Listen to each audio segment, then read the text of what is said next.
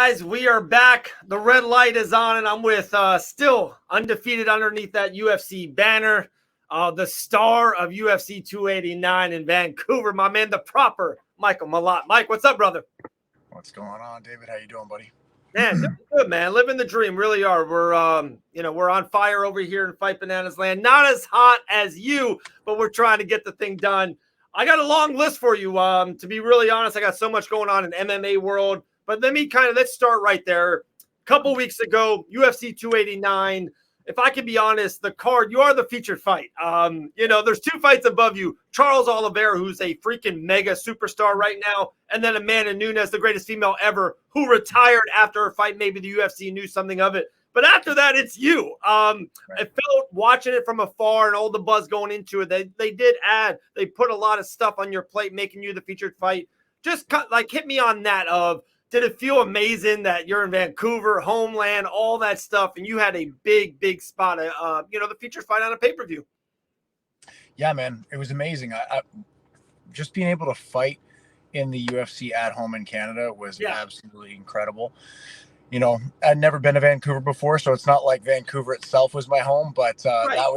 that was sweet, just being able to go to Vancouver and see that. And they had us in a really nice hotel, and every day, like, we'd open this big glass sliding door, and it felt like you were like inside your hotel room, and like we were right by the water, the harbor. There were like yachts and sailboats and a beautiful forest on the other side of the water, and a beautiful snow-capped mountain on the other side. And the hotel had nice red Muskoka chairs and fire, propane fire pits and stuff. Like, it was just like a really cool vibe all week. Like, something we kept talking about all week. We're like, dude, we're getting paid to fight and just like hang out in this awesome hotel and go for walks and see the nature. And like, Vancouver's just so beautiful, man. You get off the plane, you step outside, you take a big deep breath, you just like smell the combination of like the ocean and like the freshly melted snow from the mountains and the forest. It just like, it feels like the freshest air I've ever felt in my life. It was such a cool experience. And then on top of that, getting all the kind of praise from the UFC and from the fans, and there's so much fan support for this fight. Like, I went from, a few fights ago being on the mid card of a regional show to,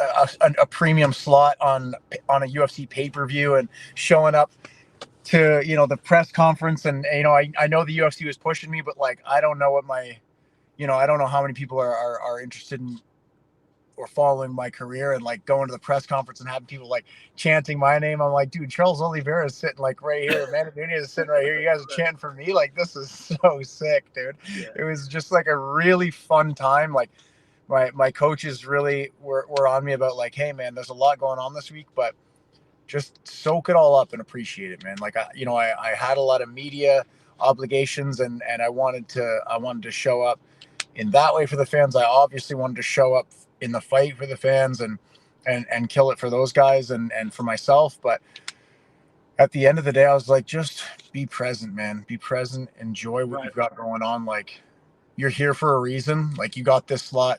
This slot wasn't gifted to you. You've earned it. So trust the work you've been doing is the right work, and you're doing an even better job now than you were, a couple fights ago. So believe in that, believe in yourself, believe in the process, believe in the training. Go out there and do what you do, and you're going to be just fine. Like, even though this guy's super tough and he's a killer and he's probably the best guy you've ever fought, like, you're the best you've ever been. So just believe in that. So it was a pretty special week, man. For sure. It looked like that way from afar. Guys, make sure you give my guy a follow, Michael.Malott on IG. And you hit a big word there that I definitely want to take it. Like I said, I think you're a great follow on IG. And you mentioned the word regional. And it's so great. You and I, the first time we talked on a podcast, we went all in on you and Jazz about the whole Molly and Patty thing, and how like there's, how you guys have consistency there. But to me, no shade to them at all, and they're great fighters in their own parts. I think you guys are on a different level fight-wise inside that cage.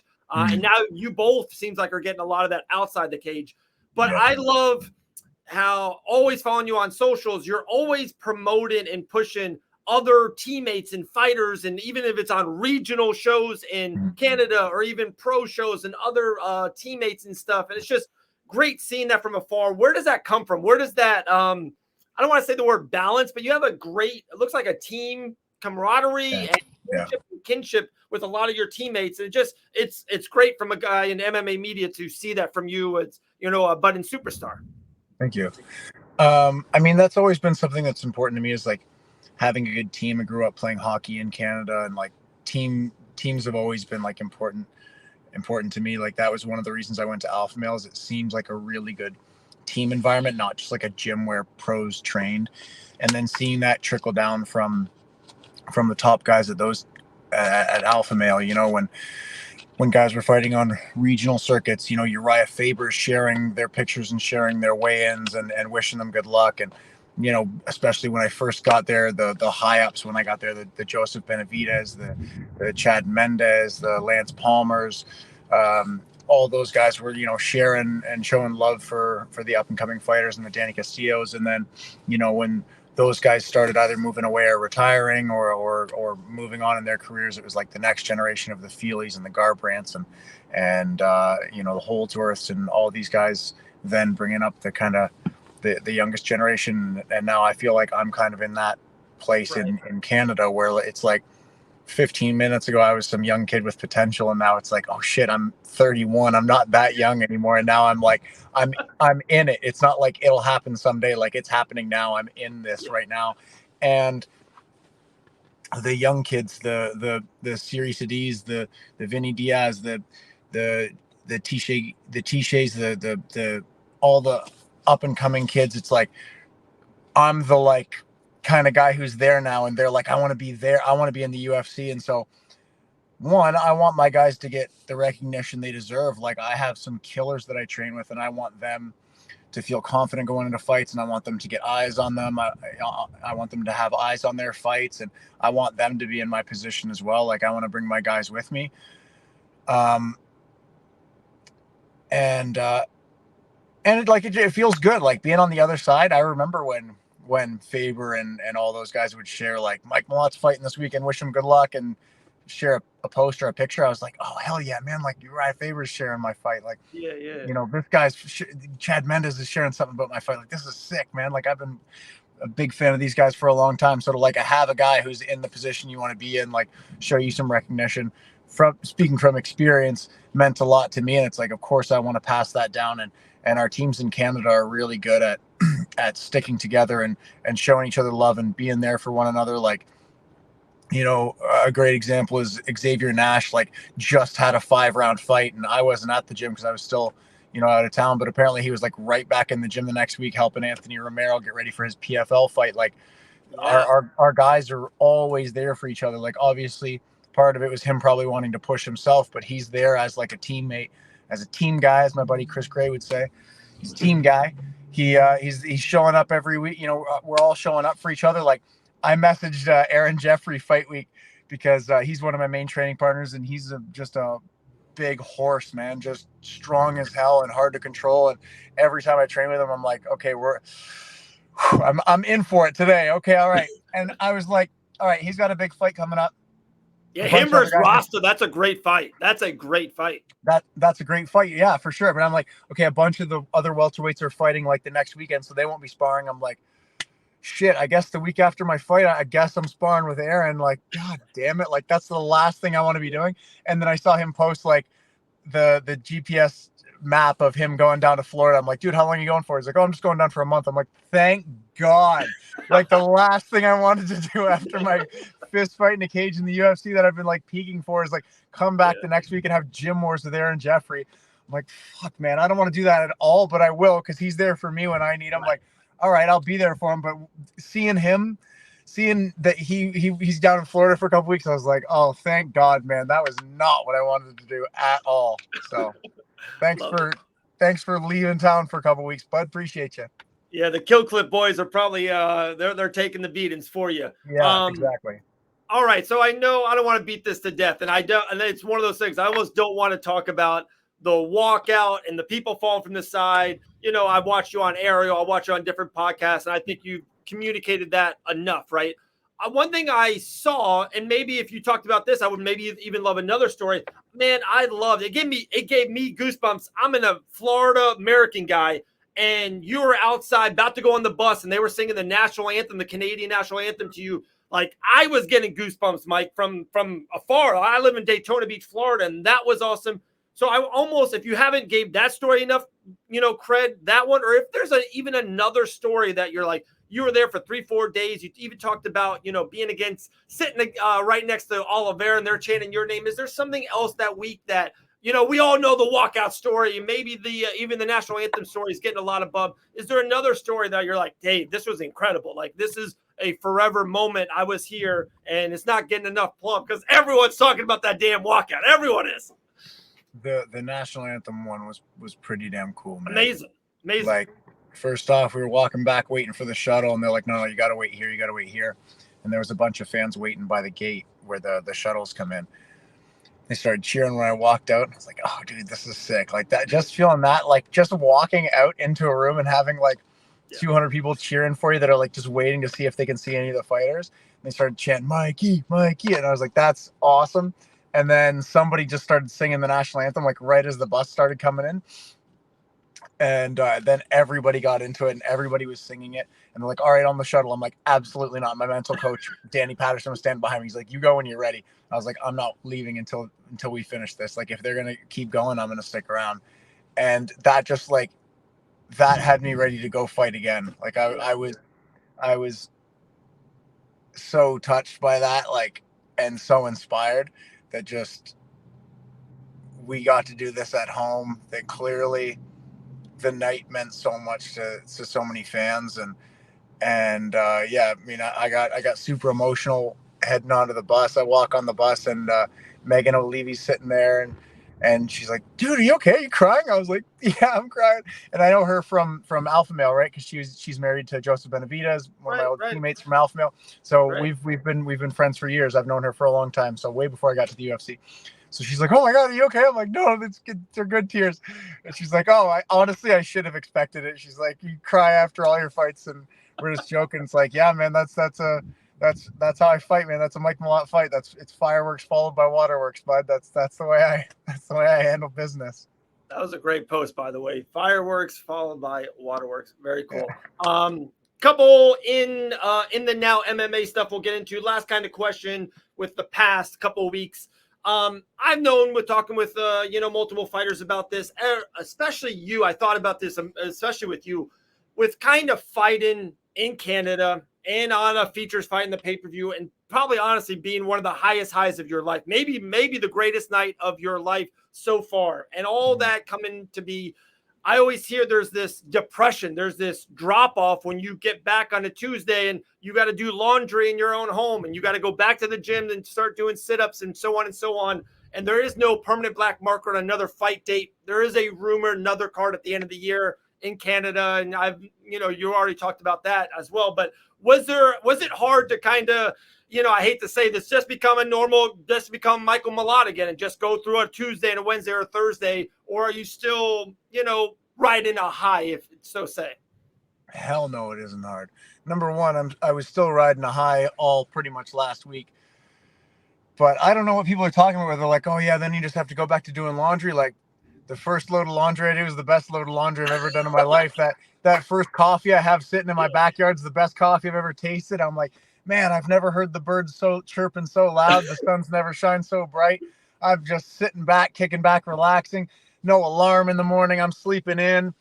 I'm like, dude, this is the best. And I'm like, okay, I got a week off. I'm not going to go to the gym. And I'm like, yeah, but you're going to go to the gym. So I go to the gym and I might not train, but I hang out with the guys or help a couple groups while some of my friends teach or something like that. They're showing jiu-jitsu. I'm like, walk over to a group that's struggling, go help and walk into the gym and get all the love from everybody who trains at the gym and, comes up just, man, you did a great job. Like, we're so proud of you, whatever, this and that. Like, I don't know what people are saying where it drops off into a depression. I love this. Like, yeah. Okay. Excuse me. Don't get me wrong. The only thing I struggle with a little bit, and it's like such a blessing of a problem, is like, I've been in this rigorous schedule for so long that like now I thrive in it and I need that. So I feel like Like disheveled. almost something not to do. Like you almost need a plan or something kind of to keep you Yeah. going in a way.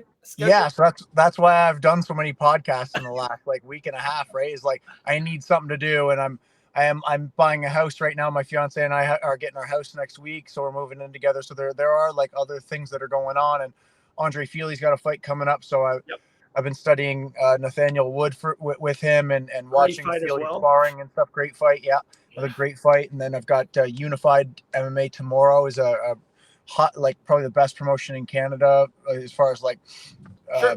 the magnitude of the fights, and I'm doing commentary for them tomorrow. I went to the BTC fights on Saturday. I had a bunch of my friends fought locally in Burlington at a gym where I normally train. Those were unbelievable fights. Adam Asenza, one of my best friends, had an unbelievable fight against UFC vet Polo Reyes. A bunch of other guys had amazing performances. A bunch of other friends.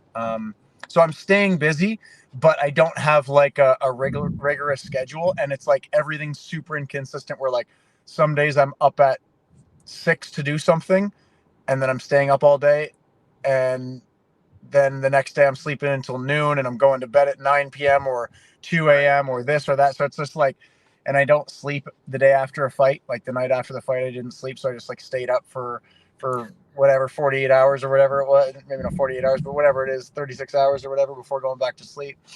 And so it's just like a wild thing like that, and I just feel like a little disheveled and disorganized. Yeah. Like I just like I don't know, without like having my rigorous schedule, I feel a little bit off. Like Out of work. Yeah. I got it.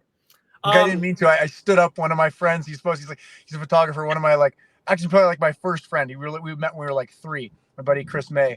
He's a photographer, and he was going to come in to do some shots for us while we're training. And I normally train from 11 to 1. I go in for an hour with my jiu-jitsu coach Andre Grambob for an hour before practice, and we just drill, or an hour and a half or an hour before practice and just drill. So my buddy Chris is supposed to meet us, and then like something came up where one of us couldn't make it for 11. So we're like, well, let's just do the practice. And I forgot to tell my buddy, the photographer. So he shows up at 11. He's like, dude, is there some like secret knock I need to give to get there? I'm like, oh fuck, man, I'm sorry. Like, so I just stood him up, like, and messaged him like, dude, I'm so sorry. He's like, no, man, no worries. I get you. I understand. He's probably like, oh, win one fight and all of a sudden, but like, no, it's all good. We all know the secret gym knock. Come on, we all know that. All right, so there's a lot of UFC stuff I definitely want to get into, and I would assume you've seen this. This is like went bonfire today, Mike. The whole Zuck versus Elon Musk. Like this is like, have you been seeing this? Is this a real thing? And what do you think about it? Dana White's talking about it. Like I think this could really happen. Oh, what's your take on it? Just off the rip, dude, man, I'm super into it. That's like the most celebrity fight I've ever been into. I'm like, let's let these two badass nerds just duke it out. Let's go. You have a lean on it right off the bat, or dude, Zuck's doing the BJJ thing. Look like he's doing his thing. I think he's going to hold himself pretty high. He's been putting the work in from the looks of things. I mean, he's also like, is he not also considerably younger? Yeah, I think he is. I think not probably I would guess in the 8 to 12 years younger than Elon. Okay. I would guess. But Elon is he has that little crazy. Sometimes you might need to be a cage fighter. I think Elon could surprise one with a little Tasmanian devil. I don't know. Yeah, man, I'm down for it. I'm super down for that fight. And if Elon or Zuck, either of you are watching this and you need some private lessons from your boy, just hit me up. There you go. We'll talk a very reasonable rate of like $1 million an hour or something like that, which I'm sure you guys can afford. No big deal. I'll happily train you guys for this fight. It'll be a tax write-off for both men if they fight. Dude, let's do it. I'm super down to help out. Talking about with the UFC, 3 major pay-per-views in a row with UFC 290, 91, and 92. Poirier and Gaethje's the main event of 91. I think almost universally that's beloved as like this can't miss fight. Yeah. O'Malley and Sterling at 292, and then 290 with 2 great title fights. throw me a fight that you're like, Dave, this is going to be incredible. It could be on the main card. It could be one of those main events. What is a intriguing fight out of those next 3 major pay-per-views?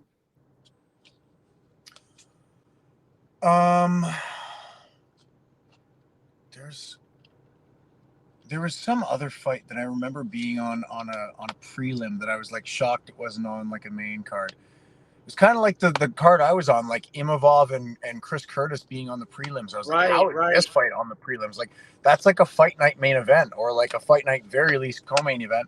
I was at like a sick fight. Unfortunately, it ended in like a shitty way, so it was a bit of a dud. That was nobody's fault, but just like an unfortunate ending. But when those guys end up rematching, Sean Brady, Jack Della's on a prelim. UFC 291. The Wonder Boy versus Pierre is a prelim, which is crazy. 292. That was supposed to be on our card. Song Young Dong's a prelim. Song and Font is a prelim. Yeah, that looks like it. That's a sick fight. I mean, I'm super biased because Song's my teammate. Yeah, he's your guy. He's your guy. But yeah, that one I'm shocked. I mean, that should be any of those fights could be a fight night main event. Easily. Yeah. Those are some sick fights that will, like, I'd be shocked if they don't deliver. Very cool. Very cool. All right, last thing for you, my man. I'll let you run. I appreciate your time, like always, Mike. You kind of mentioned it a couple earlier, 2-3 questions ago. You're phenomenal with the media. You're absolutely phenomenal with the media, live and now with podcasts. The highest highs of Ariel Helwani and some lower podcasts, and which is amazing to. It's just you do it all. What was it? Was there something growing up and watching it? I've always said that I love as high as I got. I had this really cool chance of getting exclusive with Francis Ngannou last week in the PFL, and one of the biggest free agents ever. Did it cool with him, but I love talking with high-end amateur guys in the regional scene. I love doing it all. There's just some kind of connective thing to it.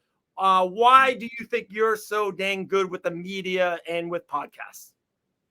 Well, thank you, first of all. But I honestly, like, this is the stuff I think about all day, and like, I just like mixed martial arts, man. I like talking about fighting. I like fighting. It's not hard to think about like what I've been doing about, and like, honestly, like, I find it easier to talk on podcasts than even to like have a regular conversation with people oftentimes. Cause like, I'm like, oh, I don't want to sound selfish and just talk about myself. I don't want, like almost like a little self-conscious, but you get on a podcast. It's like the whole point is to just talk about what you've been doing. Like, it's almost easier in that way. So, and it's just this, I know, like, no one's going to be like, so what do you think about what's happening in the Ukraine? Like, we're talking about fighting. Like, I'm not going to, like, I don't know what's going on. Like, it's only going to be stuff that like I know a lot about and that I'm obsessed with. It's like, I was joking with my brother about this. So my little brother plays professional hockey with the Manitoba Moose in the AHL. Okay. And then his buddy, Johnny, plays for the Montreal Canadiens, and they've been coming out to box with me. They came out to box with me on Monday, and they came out to jiu-jitsu with me on Wednesday, and they're both like super obsessed with both. That's awesome. Very cool. And so I was kind of helping them at jiu-jitsu yesterday because it was their first class, and just showing them some stuff. And he's like, dude, I had the best time. And I was like, well, honestly, like, I went up to our jiu-jitsu coach and told him this. I'm like, I feel like so excited that they're enjoying this and that they're getting to experience this. It's like when you're at like a family barbecue or something, and like a 5-year-old comes up and just like starts showing you like his toy dinosaur and telling you all about dinosaurs. Just like he's like a child's just like excited about something, and they just want to like share it with you and be like, hey, also be as excited as I am about this. Like, if they don't have anything else to talk about, but it's just that, it's like sharing the excitement with me.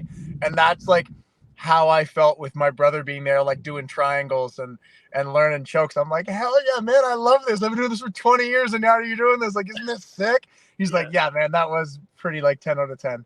So that's awesome. That's kind of like, I don't know. That's why I like talking about this stuff. It's like, it's fun to me. It's so funny you say that. I got the same legit story. I was just at Atlanta for the PFL, and it was the Francis, and John Jones was there. My little brother, who's in the Army for the USA, and he lives a couple hours out, so he met me down, and it was really cool. I have a great relationship with the PFL, and they let me take him kind of backstage and do the whole media thing with my brother, Right. And his all-time favorite, he's been watching the UFC literally since he's 8 years old. he's grown up all through John Jones. It's his all-time favorite fighter, thinks he's the greatest ever. And he might be, right? Inside that cage, maybe the greatest of all time. Yeah. And, it's one of those things with us doing the media, there's a fine line of what you can, do and, all that stuff. So we see John, we run into him after the fights are over in the lobby of the hotel. You've been there. It's like sometimes it's the best thing, like when all the winners are there talking, loving life. Everyone's eating pizza and sushi and drinking. It's a great time in the lobby. And we go there, and John Jones is there. And I got a picture for my brother with John. And it's like, his life is made. His funeral, he's a great dad too. His funeral will have all his kids and the picture with John Jones on it. And it's just one of those things, like, for him to have that moment and, kind of like what your brother is with boxing and jits now, it's the coolest thing in the world. You know what I mean? It's great stuff. So sick, man. Awesome, man. Hey, Michael Malott, man, make sure you give him a follow on IG. Put that little dot in the middle. That's how you find him. Can't wait. I've been watching all your stuff. I know you got a fight coming on soon. Sounds maybe like a cool electric guy. I'm hoping it's the main event of that fight night, and we cannot wait to talk to you again, my brother. Thank you, man. Appreciate having me on, David. Awesome. Anytime, brother.